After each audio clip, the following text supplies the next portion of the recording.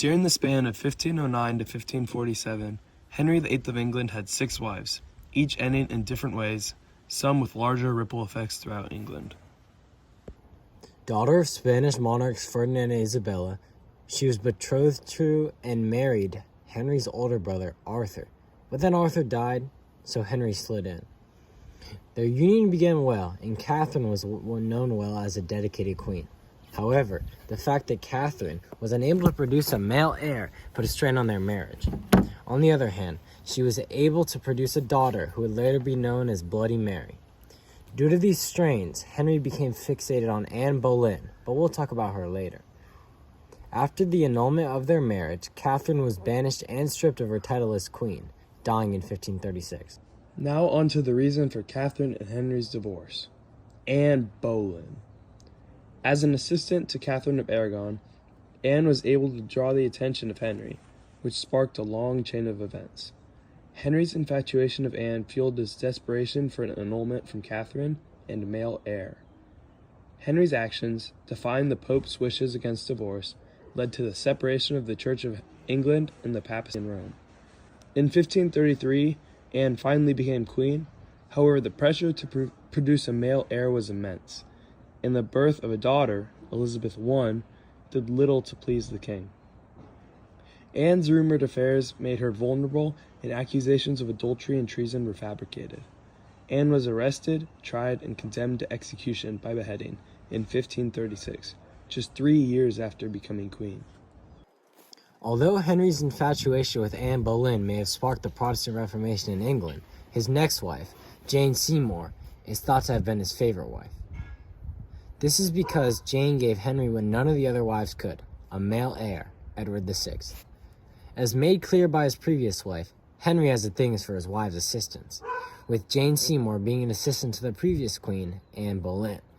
Jane's marriage to Henry in 1536, just days after Anne Boleyn's execution, signaled a shift towards normalcy within the English monarchy. Tragically, Jane died of complications shortly after childbirth. Despite her short reign, she secured the Tudor succession and earned the respect of the public. Henry's 4th wife, Anne of Cleves, is different from the others in the sense that their marriage was more of a political arrangement than a romantic one. With Europe on the brink of war, Henry sought an alliance with the Protestant German states. Anne of Cleves was seen as a suitable candidate due to her position in the German nobility. Based on flattering paintings shown to Henry of Anne, the marriage was arranged through proxy communication. However, upon meeting Anne in person in 1540, Henry found her very unattractive and was deeply disappointed. He then swiftly sought an annulment, citing the fact that their marriage was never consummated as a key factor in this decision. Unlike the other wives, Anne remained in England, enjoying a life of luxury and relative freedom, passing away in 1557 at the Chelsea Manor. Henry's 5th wife, Catherine Howard, was the 13-year-old niece of Anne Boleyn. After Anne's execution, Catherine was sent to live with a relative and was rumored to have numerous romantic entanglements. Hey, that's like you when you were 13. Little did she know, her past would have devastating consequences in the future. During her reign, evidence emerged suggesting affairs with a childhood sweetheart while she was married to Henry. Court rivals exploited these rumors, accusing Catherine of adultery and treason, stripping her of her title, and imprisoning her in the Tower of London. There, she pleaded her innocence, but was executed in 1542 by beheading at the young age of 19.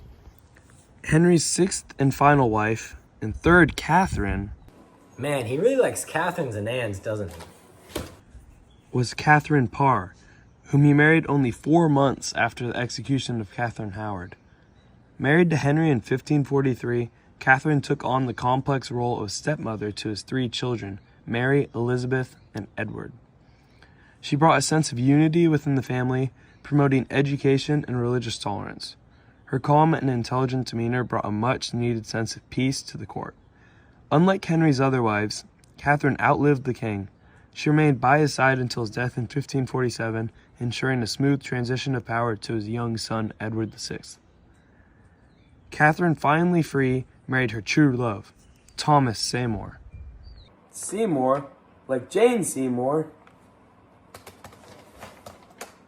Yep. She continued to be a prominent figure in court, but tragically died shortly after childbirth in 1548.